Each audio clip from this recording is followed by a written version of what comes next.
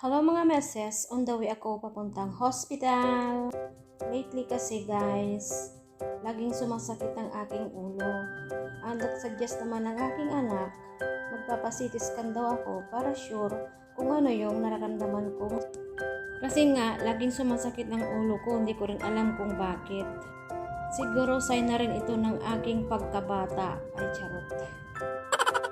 So nakarating na tayo mga meses, andito na tayo ngayon at hinahanap ko ang building 3. Dahil may building 1, may building 2, may building 3 at may building 4. Mahaba at malaki palang hospital na to. So ito na, nakapasok na ako sa loob sa first floor. At hinahanap kong aking department. So ito na, nakapasok tayo sa ating kwarto at iniintay na lamang tawagin ang aking pangalan. Uy, anong ginagawa mo, te?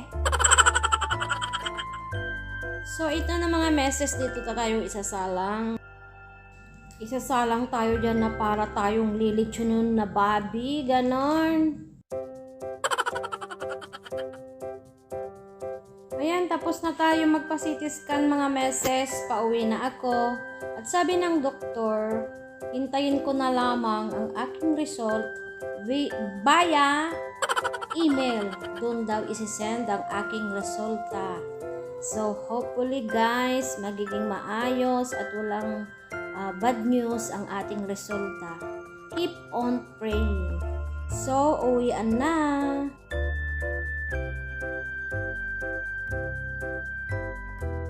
At ito na mga meses ang aking resulta. Tapos na kaming nag-usap ng aking doktor. Hindi ko na siya nakuhanan kasi bawal na naman. Privacy nila yon. At thanks God, lahat naman aking result ay all goods naman daw. Wala naman daw problema. Kaya thank you Lord sa iyong kabutihan sa akin.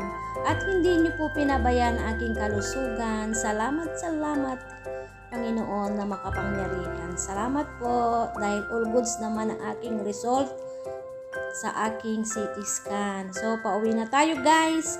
Hinintay ko ng aking elevator. Pababa na tayo. So, kung may insurance po tayo, libre naman. Kay mga caregiver dyan, metapelet, huwag po natin sasayangin ang panahon. Health is wealth.